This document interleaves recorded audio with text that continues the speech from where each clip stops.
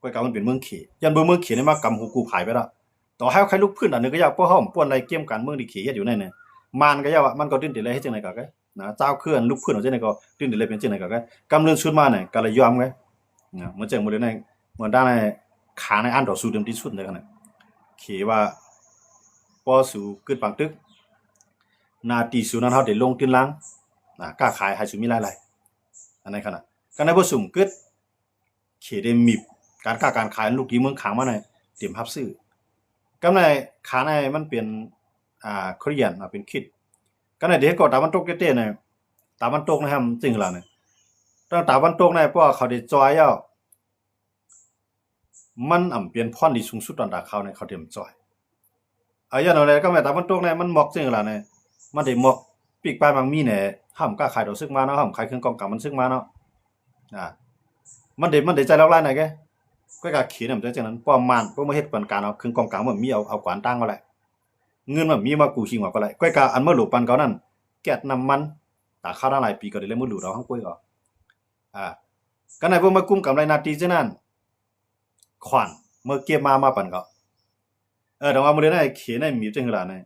เขียนในมี1ให้เทียนในถอยออกน้ำค่ำอันนั้นเขียนมีมาหั่นเนาะเก้ากลางก็ได้เลยถอยออกน้ำค่ำสายน้ำค่ำนะครับเนาะก็ในแห่งเลยเขียนในมามีที่นี่ยันเบอร์เขียนในรัฐไว้ว่าพวกเฮียงเจ้าคือจังได๋พวกเขามีเฮียงหมอกกันได้ให้เขาละอยู่ในกลางเมืองอย่าไปให้อยู่จ้ำเรียนลิ้นอันอยู่จ้ำเรียนลิ้นน่ะให้เป็นซึกมันก็อยู่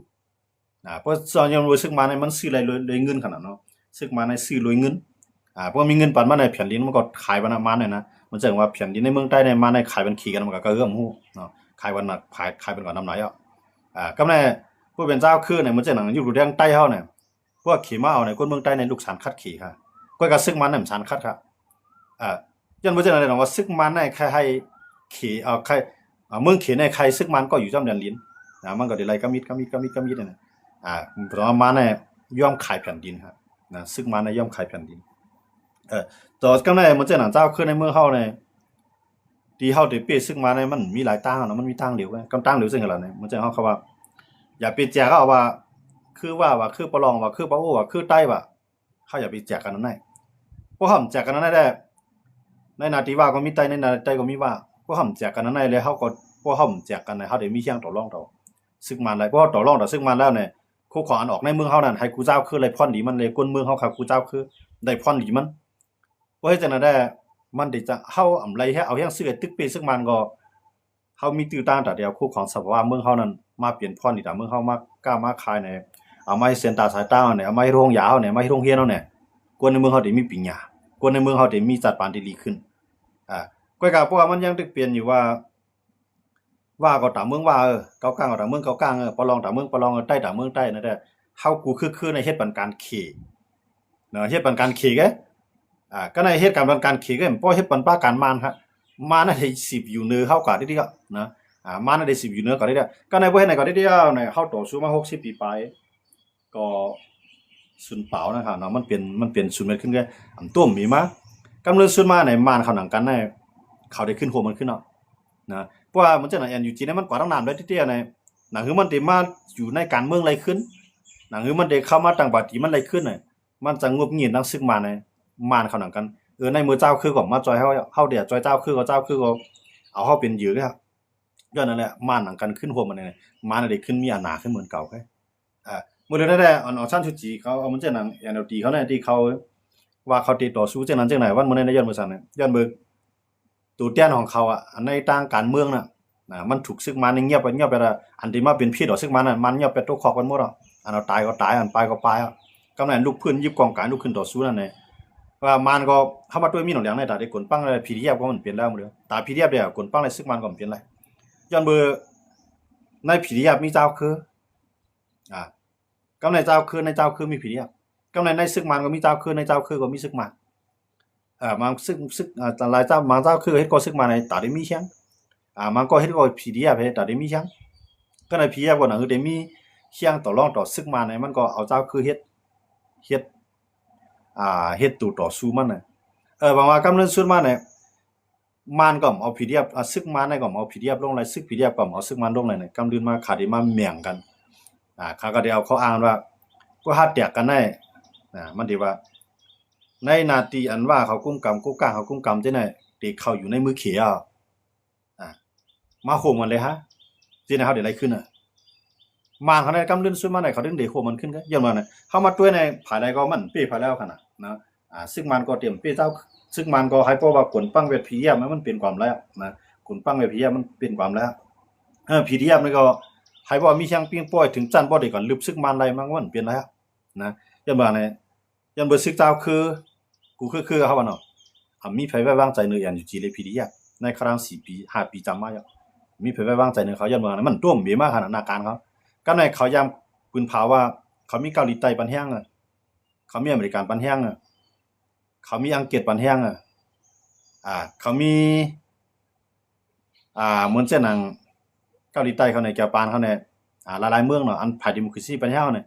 กูว่าเนี่ยไปมีเครื่องกองกลางเขาเจ้าในเขามาถึงในมือ NUG เนาะหรือสิว่า NUG หรือสิว่า PDF เขาในเฮ็ดเอากล้วยเขากำนำเป็นส่วนใหญ่เขาก็ได้ทุนออกมาเป็นทั้งเขาเป็นส่วนใหญ่ก็ให้บอกว่าไล่มาเครื่องยื้อเครื่องบินน้อง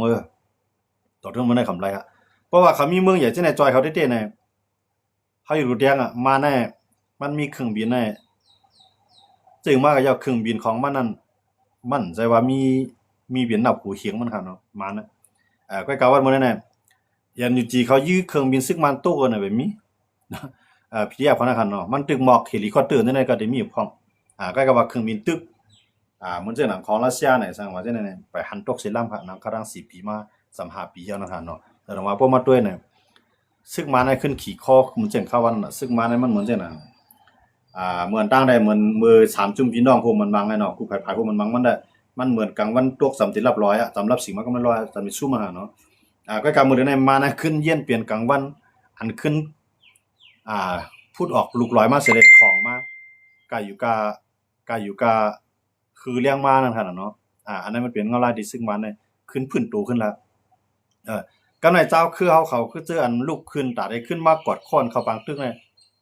เปลี่ยนไรมันแตกกันหมดแล้วคั่นน่ะแตกกันหมดอ่ะมันจะหนังในนาทีเกาก้างก่อตั้งเกากลางเลยขังอันมาทับซ้อนกันในเมืองไทยน่ะเมียนกันกำไรเหมือนเจ้าหนังเกากลางเลยทีเราเมียนกันเกากลางเลย SFPP เมียนกันนะกวยกาตอนตาที่มีตับซื้ออยู่รอดเลยมันขึ้นมาอุบันขึ้นกันถามว่าเขาจะได้มันได้โคมันทางการเมืองมันได้โคมันทางการเมืองการศึกษาเลยต่อสู้ศึกมาแล้วเนี่ยมันหายหลายกว่าเยอะเนาะมันเหมือนเจ้าหนังอุดมการณ์มันกินเบียแล้วนะมันเย็นเปลี่ยนเม็ดเงินเม็ดคำกว่าเปียแต่ว่ากำในซื้อกำในมานะฮู้ว่าแฮงเจ้าขึ้นจริงมาก่อนพ่อมันได้เนี่ยกำในมานะขึงลอกลายหลายๆเนี่ยมันย้อนนำคำหมดเลยนะมันย้อนนำคำให้เกากลางเลยถีในถอยแบบตั้งนำคำแทนก้อยกลางหมดเลยในมาในมันย้อนเอามันไปเข้าตึกก็แฮงมันได้ด้วยว่าจ่องมันไปเปียงปอดได้ซิมอะไรขึ้นเปียงนำคำจึงมาก็อย่าขี่ในบ่ตึกทางกำในขี่ในตั้งมาในจึงได้คุมมือกันนะขี่ในได้คุมมือตั้งซึ่งมาในที่ขึ้นหมังในกำนึงเวียงนำคำในเพราะว่าใจถอยเลยรีเหลี่ยมถอยก็ที่ไหนในเดสัญญาปากตึกเนาะตั้งนานเนี่ยมามือเลยในมาในยังอ่านเอาว่าเพียงนำคำในกันนะกำในที่ไหนในพอตึกมาทางกำในเนี่ยทางในที่ไหนในเตรียมตึกตึกว่ามันได้ตึกทองๆแท่งไงติเรียกเวียงไหลเพราะว่าตั้งสายน้ำสั่นสายวันตรงซึกเขียนในตึกอยู่ไรบางเผ่าที่ในจังยอมถอยมันก็เป็นอะไรอยู่นำคำนะครับนะปอดตึกเตะตึกว่าในถามว่าปอดที่ในจุ่มเหลียวเนี่ยมันได้รับมือซึ่งมาอะไรอยู่ฮะเนี่ยมันเต็มรับไรนะมาในมันเต็มมังจังอะไรเพราะเด็กกับมังนำคำเนี่ยปอดที่เนี่ยยอมถอยมันก็เดี๋ยวมามังตั้งนำตรงมังตั้งนำสันตั้งก่อนเพื่อมังเส้นยาวเนี่ยตั้งนำคำมาดูออกมาจอยนะก็มือเดียวในเพราะมันมังตั้งไหนเนี่ยมันไรกูว่ามันลวดใส่เวียงนั่นจุ่มเลยว่ากูมันลวดใส่เมืองเขียมันไรมังไรพวกเนาะมาเดี๋ยวเครื่องบินในมังเต็มตีมังนำสันมังนำตรงมังวันตรงว่าทีเนี่ยถอยมันนำคำกันเนาะมามือเดียวในซึ่งมาเนี่ยมันเด็กครึ่งไรในนะมันเด็กครึ่งไรในว่ามือเดียวได้ถามว่าแห้งมันเพียงป้อเนี่ยมันตึงเป็นพ้องเพื่อเป็นแห้งมันขนาดมือเดียวในขนาดเหมือนเช่นว่าเวียงไรมันว่าพวกกับยึดตั้งไหนกูตั้งกูทีเนี่ยคำว่ายึดต่างเวียงเหมือนเช่นหนังจอกเมย์ใช่ไหมมันไปอุ่นใจเขาโดยซึ่งมันเนี่ยเหมือนเช่นหนังจอกเมย์เนี่ยเมืองมีดเนี่ยใช่ไหมเมืองกุดเนี่ยใช่ไหมมันไปอุ่นใจเต้ก็ในว่ามันปันทีไหนน้ำข้ามไหนมันกับบางทีไหนที่น้ำข้ามไหนทีไหนเขาจังขึ้นตึกขึ้นมันจะหนังสีปอกจอกเมย์เนี่ย ฉะนั้นมันจังเปลี่ยนกว่าอะไรตื้อตั้งได้เปลี่ยนอะไรนั่นน่ะเนาะตอนได้ต่อรองกันแต่ว่าพวกซึ่งมาในว่ามันมันด้วยว่าสีปอกจองเมอ่าเมืองกุดเมืองมิดเฮียงซึ่งมันกำงำได้เลี้ยวน้องเขียวจังได๋กำงำได้เลี้ยวเรียบภาค3เมืองจังได๋แล้วเวียงจังได๋แล้วเนี่ยมื้อนั้นแหละพอสุดถอยก็ถอยมาผมถอยได้มังน้ำสันมันตรงมันได้ครึ่งแล้วน่ะก็ได้เพราะว่าที่นั้นมันถอยไปนึงก็ต่อสู้นะเพราะซึ่งมันก็มีเฮียงกำไว้นั่นแหละมันได้มังน้ำซ้ำมังวันตรงนะพวกมันมังที่ไหนในที่นั้นมันรักษาน้ำค่ำหลายนะมันก็ได้มาจอยกันได้เพราะมันอ่านเอาน้ำค่ำนะจึงมากก็ยาว่าน้ำค่ำในขี่เนี่ยมันใครปันอยู่แล้วเนาะขี่ในเป้าหมายของมันในใครให้มันก็ไหลครับเนาะจังว่าเฮาคำว่าด้วยที่ไหนจังว่าซึ่งมาในหมดเลยมันยืนไว้ว่าให้เกากลางเลยทีนั้นถอยออกน้ำค่ำก็ทั้ง2ก้อนนี่ก็ไปไปพร้อมนั่นก็เนาะไปพร้อมนั่นก็ว่าที่ถอยหมดแล้วได้ไปว่าก็ก็มาในยืนไว้นะฮะเนาะยืนว่าให้ถอยปันตอนตาป้ายมันมีเมืองขี่มาในมันให้จริงล่ะในมันเอาป้ายมันมีที่ว่าเสียนตั้งเนี่ยเส้นตั้งการค้าขายจังได๋ให้พวกขวาไหลรถๆเร็วๆนี่หลวมีซึกมาเด้อบ่มีเจ้าคือจังได๋แน่มันไปทางห้างการไปบางมีเฮาแน่มานำดิจะได้น่ะมันถามเอาที่ดินเมืองเฮาค่ะแน่ปันเขตดินะตอนนั้นมันได้อยู่ไรขึ้นน่ะย้อนบ่จังได๋ดอกว่าเงาลายแน่ๆน่ะสังเจอว่ามันเกิดขึ้นปางตึกเถียนเลยซึกมันทางปอกแน่เถียนได้มีหยังต่อรองต่อซึกมันอะไรก็ดังนั้นได้เถียนนั่นแน่อันเป็นอ้วยหลีเนี่ยมันเป็นผู้เขียนมันเป็นบ่ดอกขนาดนะAPP ตั้งที่ไหนก็เป็นอ้วยดีกันมันตั้งมื้อนั้นเย็นเป็นผู้เขียนเนาะเขาโลคิมกันเนาะนะกำาได้มันจังนั้นเก้ากลางเลยเถียนนั่นก็คิมกันมื้อเลยได้เลยว่าเถียนนั่นแน่กลุ่มโหดดอกเก้ากลางได้เตียวว่านะเหมือนจังนั้นเมืองกูดเมืองกุนจะว่าคั่นเหมือนจังนั้นกดขายแซนวีมื้อจ้าเนี่ยมันเป็นในหน้าที่ของที่ไหนกุมกำกันเนาะกำเลยสุดมาเนี่ยย้อนบ่เถียนนั่นแน่เก้ากลางในวางแผนจังล่ะเก้ากลางในต่างนึงเนี่ยที่อันตึกเมืองมิดเมืองนำเวียงเมืองกุดเวียงเมืองกุดจะเมืองเหมือนเจอน่ะอย่างไหนกดขายคั่นเนาะกดขายตั้งหนึงในมังมาตั้งแสนวิตั้งหนึงกดขาย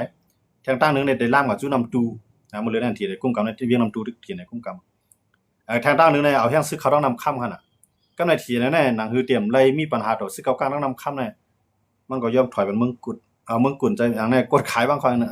มันก็เลยถอยนั้นกดขายกำนึงวันตั้งสุดก็เซียนวีเพราะเซียนวีมาในล่ามาถึงกดขายเลยถอยมันแท้ว่าซึกเก่ากลางในมื้อเลยเนี่ยมันปล่อยเก่ากลางนั่นน่ะที่เตมั้งนะ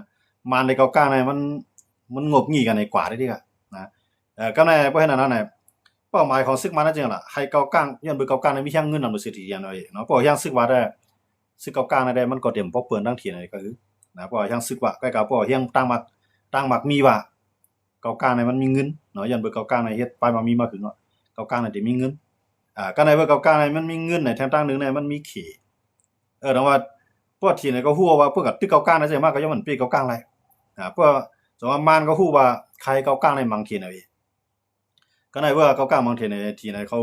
ขึ้นตอบขึ้นเนาะบ่ที่ไหนขึ้นตอบขึ้นน่ะ2จุ่มเจ้าคือในลูกเป็นไฟมังกันพวกมังกันเอาในข้าวยามนั้นน่ะ2จุ่มเจ้าคือน่ะดีอ่อนๆซึกมาได้เข้าซิมเป้าหมายของซึกมาได้จังได๋ว่ามันปล่อยเข้ามาตัวในซึกมาน่ะได้ปล่อยเก่ากลางนำโดยสิทีนี่เนาะที่ไหนได้ยอมถอยวันเวียงเมืองมิดยอมถอยวันเวียงกดเวียงเมืองกุดเวียงจอกเมเวียงสีปอเวียงหนองเขียวถอยมันหมดมันก็ตึกจอมลืบเพียงก็เก่ากลางได้ว่าซึกเก่ากลางแถวรัสเซียเนี่ยมันน่ะลืบติเตียอย่ามาเนี่ยย้อนว่ามันฮู้ว่าเก่ากลางอะไรเถียนนั่นเขาเต้นหิมนาลิงนั่นน่ะว่าให้คำมังดีๆกันว่าคำมังอันดีๆมาได้ต้องให้เข้าคำเดือนว่ากำลังสุดมาเถียนนั่นน่ะย่อมมังเก่ากลางได้อันไปมังอันดีๆก็เถียนน่ะย่อมถอยมันมันจังเวียงเมืองกุดเวียงเมืองมิดน่ะย่อมยื้อขนาดนั้นเนาะเวียงเมืองกุดน่ะเวียงเมืองเวียงกดขายเวียงแสนวีกันเนาะเวียงกดขายเวียงแสนวีย่อมถอยบันทีง่ายๆก็ไม่ซึกเก่ากลางเนี่ยบ่ได้เป็นสายน้ำตูเนี่ยบ่ได้สายน้ำค่ำเนี่ยแฮงซึกอยู่ไว้กูดีก็รู้หมดเลยซึกเก่ากลางนะแต่ว่ามาในที่อ่านเอาเก่ากลางในก้มมังปะลองนะให้ปะลองในสู้ไม่กำก็ปะลองในสู้ปะลองเจ็บใจเอากำไดปะลองในก็ได้กึดต่อซึกมานแฮซึกมานก็มังเก่ากลางกำไดกำนึกสุดมาเนี่ยปะลองก็ขึ้นมังเก่ากลางมานก็ขึ้นสิมทางจ้อมเพียงมานเนี่ยมันได้เฮ็ดจังได๋ละลายเนาะเฮาคำว่าด้วยตั้งแต่สิได้ทั้งผิดตึกกันได้ก็เป็นแผนการปฏิยีของมานแกที่ป่นมาค่ะเนาะก็ได้ว่ามังอันตั้งของเลยอันซึกมันมังไล่เลียวไล่กำซื้อเนี่ยสิได้1มีแฮงคนเมืองเต็มตีตาได้ปานแฮง สองเป็นจุมันลงลายมือไว้อันสีเลยนอกเมืองด้วยถึงไว้ผู้หันจ้องอันนี้มันจังมังเพราะเจ้าขึ้นหนังกันมังกันในแผ่นเจ้าตั้งพิษปล่อยเจ้าขึ้นมังอาจีได้ขนาดปล่อยเจ้าขึ้นผู้ปล่อยไต้ต่อไต้มังอาจีได้แล้วเอาเจ้าขึ้นอะไรขึ้นมังอาจีได้หน่อยตั้งของนั้นมันมังก็เหลียวมันก็มันปีไรนะผมปีแล้วก็ในมันเนี่ยจริงหรือในกระไรขึ้นปึงเรียนปึงขี่ขึ้นครับนะเจ้าขึ้นเขาละลายขึ้นนั่นย้อนเบื่อในตั้งใครเขาเหมือนกันเขาคงมันได้ก็ในมือย่ำนั่นได้มาในมันย่อมตึกอาศิเดียติพวกตึกอาศิเดียเนี่ยเข้ามาในคำจะมาชิมนาทีเผลอลงลายมืออย่างจีเนี่ยก็ทำในตุกลงวันนาทีถึงทีละก็ในเมืองเขียก็เป็นเมืองเทียนปักตาไปตัวว่าต่างงำเย็นเมืองจุ่มที่เกิดขึ้นมันป้าไปเขียจุ่มหนึ่งนะอันไปตบกระตุกปักตาตัวเหมือนกันลือเปียอาศิเดียลือเปียทุ่งแข้งใหญ่ในเดียมาเนี่ยมันติดลือเปียแข้งใหญ่ตั้งก็ลือเปียแข้งใหญ่แล้วเนี่ยแข้งเรียงนั่นก็ติดขึ้นอ้วนถึงอ้วนหรอซึ่งมาแล้วก็ในพวกแห้งใหญ่นะมันขึ้นกับอุบซึ่งมันเนี่ยมันเลยใส่กินทั้งสองผายซึ่งมันเนาะตรงว่ามือเนี่ยอาศิเดียก็มันกับตึกก็FPPมันกับตึกทีไหนก็มันกับตึกมือเนี่ยก้าวมันไปตึกยันมาสังครับยันมือตึกกันมาเขาโคมันเดียนะมันว่าตึกมาเนี่ยพวกตึกFPPก็มีตั้งเหลืองก็ดิ้นเลยโฟมพวกผมต่างเจ้าคือได้มันตัดได้ห้ามัดด้วยแต่FPPได้กับผมทีไหนเซมีแห้งก็เป็นอะไรเตี้ยผมก้าวมีแห้งเป็นอะไรเตี้ยเพราะว่ามันตึกFPPเนี่ยมันต่างที่ให้ไต้พอมันสูงแห้งนะจังว่ามันย่อมตึกครับเนาะก็ในว่ามันในตึกแบบอาศิเดียเนี่ยต่างเจ้าคือเช่นนั้นหลายคือเช่นนั้นอันที่ขึ้นมาโฮมแห้งทางต่อรองต่อซึ่งมันย่อมตึกตัวอาศิเดียให้อาศิเดียเอาไปขวางต่างคือก็ในเอาต่างคือเอาไปขวางต่างอาศิเดียจังว่ามันในมันเฮ็ดจังได๋สิได้ปี้เฮาคักกว่าเนาะจังว่าแห้งในเจ้าคือเขามันตึกมาตามที่ก่อมปี้ซึ่งมันเนี่ยพอมาด้วยมันในมันจะแก่ครับก็กับปริเยมันแนะนำฮะนะมันปริเยมันนำให้อย่างไรมันในมันอยู่ไรเนี่ยมันใจปริเยก็ไม่เจ้าคือทำใจโตซ่าใส่หมันหน้าใส่วาตาเนาะเจ้าคือทำใจในมันเป็นได้ซึกมันว่าพอเท่าหนังกันได้มังเลยเต็มที่ย้อนเบื่อต่างภายต่างผู้แห้งกันใต้ต่อใต้มังกันในผู้ว่ามีหลวงปองจึงก็เลยมาจอยมังเลยเต็มที่มังไปเป้เอาต่างจุ่มมาจอยจุ่มสองจุ่มไปเป้สามจุ่มมาจอยเนี่ยกำลืนมากันเลยเป็นไผเป้เพื่อจะนั้นเนี่ยจอยมาเหตุการณ์ได้ขนาดเอามาในขึ้นมีเฮียงขึ้นได้ขนาดกูจุ่มเป็นจังนั้นจังว่าลอกไล่ลูกพื้นมือเฮาคานาเนี่ยเสียนตั้งแต่ได้เป้ซึกมันเนี่ยมียาวหมดเสียงยาวนะมันมีตังเหลียวไว้จำจิว่ามีจำใจก็มันมีตังเหลียวไว้ก็ตื้อตั้งแต่ได้เปลี่ยนมาอันที่อันเจ้าคือกูคือได้ไปในเส้นตั้งของเป้ซึกมันเนี่ยกูว่าในเจ้าเคลื่อนเลยไปในเส้นตั้งนั้นเจ้าคือกูคือที่ไปอยู่วันมื้อนั้นไปในเส้นตั้งการต่อสู้วันมื้อนั้นเนี่ยเขาไปแนวตั้งอะไรล่ะเนี่ยเขาได้ไปแนวตั้งที่ว่าเฮียงซึกเขามีกาหือกุ้มกำนาลีนได้กาหือขุดคำไรกาหือตัดไม้ไรกาหือมีเลทัดเลอึดกาหือมีเคียงกวนเมืองตาเฮาได้เก็บกินขวานกาหือมีกวนเมืองตาได้เกิดลูกอ่อนมาปานเฮาเฮ็ดซึกในมีกาหือเนี่ยกูเจ้าคือจุ่มอยู่กองกลางกูจุ่มในมันไปในเส้นทางนั้นครับมันเหมือนเส้นหนังว่ามาแจกกันก็มันเหมือนเส้นหนังจุ่มวัยรุ่นเขาน่ะกวนหนุ่มเขาแกงไผใหญ่จุ่มไผใหญ่มันก็ถาหางงอโขมันบ่กันนั่นก็กะว่ากูภายนั่นอยู่ภายใต้ปักเมืองลักเมืองกูภายนั่นอยู่ภายใต้ปักตาไปต้วยของเจ้าหน้าที่เขาก็กับพวกมันในขยามของมังกันนั่นเหมือนจังหนังไว้ดูเขาก้นหนุ่มเขาในเมื่อเขาไว้ในขยามของมังกันนั่นเนี่ยเชียงไผ่ใหญ่ก็เป็นไผ่เปี้ยก็กับพวกมังกันมาแล้วในอันตีไปยอมนั่นเป็นเจ้าหน้าที่ภูมิปุนพรเขาก็โดนนั่นเขาเจ้าคือที่ไหนก็เหมือนนั้นไงมือในเฮียงซึกก็มีหมอกกันได้เขาเฮียงหน้ากับเขาควางนาดีในหมอกกันได้เขาเก็บขวัญในกันได้ก็ในวันลีขึ้นลีในพวกผายวนมันแล้วก็อยู่มันแก้วเนี่ยมันก็ได้กับโคมบนมามังกำเนิดสุดมาเนี่ยกูภายในตาได้อยู่ไล่คือเอาเงินในมาจอยปันซึกมันให้มันมีอย่างกันว่าโลก้ากับโลก้าโลคายตามันได้อยู่ไล่เอาเงินในฉากมันซึกมันสิเดียโลก้าโลคายนั่นคือมันเส้นตั้งมันดีกว่าเลยมันชันคัดเอาเงินในฉากมันซึกมันอะไรพี่โลก้าโลคายเอาคู่ของเมืองเฮามันจะว่าเอาของมันนะตอนตาได้กว่าไล่ป้ายมามีมันได้กว่าไล่ลวดก้ามันได้เรียนในเส้นตั้งไล่ได้คำนำไล่เนี่ยได้คำลานกิ๊กไล่เนี่ยมันก็หลงเงินในกับสร้างบันทึกมันกูก้างก็โดนหนังนั้นทีเนยก็โดนหนังนั้นกูจุ่มในจังมันสิตาก็กับตอนตาการการขายนั่นก็เลยหาเงินมาอย่างซึกมันอย่างเมื่อเช้าเราว่าตาได้ไปซึกมันน่ะมีครับเนาะซึกมันใน1กุ้งกับเส้นตั้งเฮาดีกว่า2มาพอได้พ่อมันนำมือแหลมปันให้พ่อมันไล่อย่างมา พอสุดที่พร้อมกันเนี่ยเอาจุ่มที่อันมันใจกินไรนั่นปล่อยมาอยู่ในกลางมันเบียดจังพร้อมกันก็ในเตะโฮมกันในตึกเนี่ยเจ้าเครื่องเนี่ยมาคำดีเลยล่ะพวกที่โฮมในตึกหลายๆคือก็พวกเขากับตึกไอ้เปียมาเหมือนต้องมาเฮ็ดปันการใต้ก็นี่ในเขาก็ใครตึกก็ไหมก็เลยเมื่อเขาตึกมานาทีเนี่ยเขาปีมาเขาไหลมาอะไรมาทีมาเนี่ยใต้ก็สมัครเป็นเมืองใต้ใต้ก็สามีน้ำใจใครแขนใครซีเพราะฉะนั้นในต่างภายต่างไว้ใจกันน่ะเขาตึกอะไรก็เขาเอาอะไรกันน่ะกำไรมีไผติดตึกมาเนาะนะจุ่มมีกองกลางในเมืองใต้มีไผติดตึกมันเลยสิมันกับตึกเขาตั้งก็ในว่าสิ่งอะไรเนี่ยเพราะว่าตึกมันมีไผกับตึกมาเนาะเนี่ยมาในก็จุ่มไหลใจกินไรได้ใจกินจุ่มไหลอ่อนๆหนาลาก็ได้เตียกก็ในบ่เตียกหนาลาก็ขามไรก็ขึ้นลูกมันได้จังได๋ก็ได้เตียกนะล้มลุกคุกกันล้มลุกคุกกันเนี่ยยังอ่านอันว่ากูเจ้าคือกวนกูโกอันเป็นมนุษย์อยู่แน่อันเป็นก้นอยู่แน่ให้บ่มีศูนย์ไรศูนย์เปียงแน่ศูนย์ไรศูนย์เปลี่ยนเพียงเปียงเสียแหละว่าการเมืองว่าการซื้อขายบ่จังลุกขึ้นต่อสู้แน่เฮาได้เอาอย่างซื้อเฮาที่เฮามีกูคือๆแน่ตึกกวนปังไปซึกมันเฮามาเขียนเตรียมปักเปิงลักเมืองอยู่ร่วมกันรวยว่าหังเก่าหังไหมเมื่อใดๆกูเจ้าคือไปปองใจความเขาในไปมียังอ่านตัวในต่อสู้ทางปากปีตื่นเปี้ยไรนะเมืองที่กัดเย็นจะได้เนี่ยกูเมืองไหนเขาได้ด้วยจังล่ะเนี่ยอันเขากูน่ะได้เหมือนจะหนังขี่เกาหลีอเมริกันเขาเกาหลียุโรปเขาเกาหลีอันเขากูน่ะได้เขากูเมืองอันว่าลาดล่มเหลวเนี่ยเมืองอันนั้นมันเป็นเมืองยาวใกล้กับมันล่มเหลวกว่าเนี่ยมันดูมีจุมีกองกลางเนี่ยพูดออกมาแต่วันเต็มเมืองเนี่ยมีก็กุมกำมันเปลี่ยนพาหางจึงเมืองมาอันนั้นเขาได้เฮ็ดป้ายบางมีมจังเฮ็ดตินะมันจะเหมือนเลยนะสังเกตว่าปล่อยซึกมันกลปังได้เขาหรอนะว่าซึกมันกลปังกันเนี่ยเขตก็เฮ็ดในนั่นกำในอังกฤษเขาได้มาทางในออสเตรียเขาได้มาทางในเกี่ยวปานได้มาทางในเขาได้มาขี่มาในนั่นนะครับนะมันก็เต็มเป็นพรดีตามเมืองหลายเมืองนึงที่เต็มมันจังหนังเขตเดียวมืดเป็นก่อเป็นกรรมจังกำในที่ในก็นาทีของออสเตรียที่ในนาทีของเกาหลีใต้ที่ในนาทีเกี่ยวปานเฮาเนี่ยจุ่มมีกองกลางจังได๋ที่แลนหาจังได๋เขาหรอเพราะมันมีซึกมันเนี่ยเลี้ยงไว้ซึกมันจุ่มเดียวพอซึกมันตะเฮ็ดจ้อมก็ปล่อยซึกมันอยู่ว่าเรื่อยๆพอซึกมันในเรียบผมเคยเฮ็ดจ้อมมาเรียบใครหาล้อขาลายมันเรียบอย่าหักหลังมาเนี่ยเอาเจ้าคือจังได๋มังมันแหละจังว่ากำลืนซึกมันเนี่ยเจ้ามันเจ้าคือก็เอาซึกมันกลปังซึกเจ้าคือก็ซึกมันก็เอาเจ้าคือกลปังแหละเจ้าคือก็เอาซึกมันกลปังแหละกำลืนซึกมันเนี่ยกูก็เนี่ยเย็นเปลี่ยนวูเราใกล้ทึกมันเมืองเขนะกูว่าเนี่ยจะมีความกลางอันว่าเขาแก่นเอาแค่นเอาเฮ็ดกว่าละแทงเฮียงปีเปี้ยไรแต่ได้เป้กลปังอะไรซึกมันยังมาเขาติเลยด้วยว่ามีเขตรัสเซียปารังอินเดียปารังกูเมืองอยู่จะมีพร้อมอันอยู่จำมันเนี่ยลาวอะไรพ่อนอีสังดีมันเนี่ยไรขายไฟฟ้าปันมันครับลาวอินเดียอะไรสังดีมันล่ะเนี่ยไรโคของน้ำหลีหินพาเมืองเขาค่ะถามว่าไรน้ำตาลเข้มไรน้ำตาลกับก็อินเดียเขาได้แหละพ่อ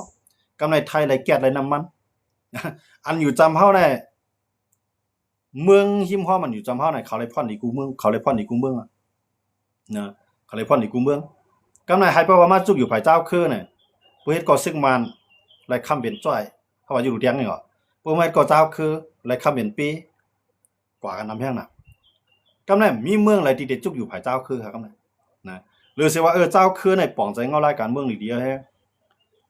กวนเมืองนึงลูกกันว่าในมันเป็นตอนดับกวนกูก่อนเกิดมาในแผ่นดินลุกในเป็นเจ้าของเลยตามที่จิ๋มหรือมันไรซึกเฮาอันเฮาเฮ็ดอยู่กูว่าในตอนตาได้ข่มรวมมันแผ่นดินเฮาวันเมืองเฮากวนเมืองเฮามีทางห่างมืออะไรผู้นำจะในป่องใจเขากล้ามันได้ดีๆก่อนมันจังได้จังไปซึกมาไว้กับวันมื้อได้แน่กูคือๆอ่ะเนาะผมสิว่าใต้แกกูคือเมืองเก่าเมืองใหม่เมืองเก่าเมืองใหม่นาตีเก่านาตีใหม่ตีเฮ็ดกินเก่าตีเฮ็ดกินใหม่ตึกชิมกันว่าตึกชิมกันในป้ายว่วนอันเจ้าคือเฮามีไว้มื้อเดียวน่ะมันตึกเหมือนหนังป้ายว่วนเจ้าคือขี่เขามือปากปีป่นมาเจ้าคือขี่เขาไหนเขามีป้ายว่วนจังหลายกูบอกแน่ๆเขาได้มีเจ้าคือกับเจ้าคือมาขี่ในคือเขานำเงาลุเนาะเจ้าคือกับเจ้าคือไว้ในเขาได้ตั้งอินแห้งขึ้นมาหวายมันคำมังอันนี้ดิค่ะลบราคาพันอันเขาตึกกันในขี่เขาหนังกันขึ้นคากันตายขึ้นในนับเป็น10 ล้านก่อค่ะเขาหนังกันในขณะจะใจค่ายามเปลี่ยนตลายปากปีค่ะขี่เขามังกันขึ้นก็กะอันเขาไล่ขี่ไล่กัดเย็นมันบ่ได้ในมันมีจุ่มหลายจุ่มนึงไอ้แก่นแข็งแห้งใหญ่สิได้ห้วยมาหลายกูจุ่มๆนั้นก็เป็นที่เป็นเหมาจือตุ้งค่ะอันเฮ็ดให้เมืองขี่กัดเย็นมันบ่ได้ในเป็นเหมาจือตุ้งเหมาเจ้าตุ้งในภายหันลีแนวตั้งเหมาเจ้าตุ้งเฮ็ดเอาแหละให้กูเจ้าคือมาเขามีศูนย์คมให้กูเจ้าคือป้ออะไรเป็นเจ้าของแผ่นดินลูกในเนี่ยอันหันลีเข้ามาโฮมอันหันลีเฮาได้เพียวไปแล้วเฮ็ดนั่นแหละเหมาเจ้าตุ้งในเอาเมืองเขขึ้นมาค่ะ หมอเจ้าตู้ในเป็นไผ่ของเป้ครับก็ในหมอเจ้าตู้ในมันเฮ็ดจังไหนมันว่ามันแขนไหนอ่ะเฮ็ดให้ทุกคนเจอจานมันไหลอ่ะแขนไหนอ่ะกูกินไผ่มันอันหนาไผ่อ่ะตาวันตกจังไหนปันแฮมปันเข้ามาเฮาก็ไม่ก่อเขาไม่ก่อเขาปิกเมืองเขาขี่ในมื้อนั้นนะปิกเมืองเขากล้ามขาย